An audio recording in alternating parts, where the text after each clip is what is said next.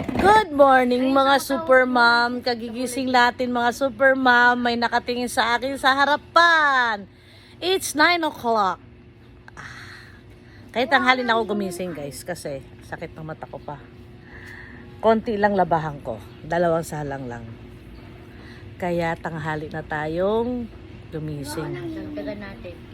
Bakit kaya kung nagkano dito? Sakit pa naman. Namumuyat ka eh. Ilang oras ka natulog.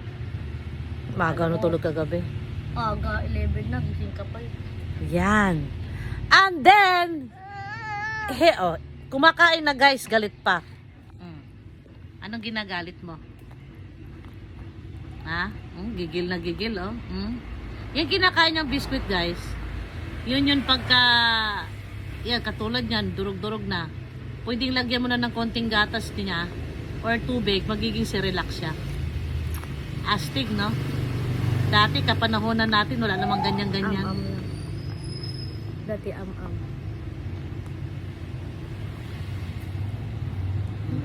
Yan. Tingin. Nakatingin. Nakatingin.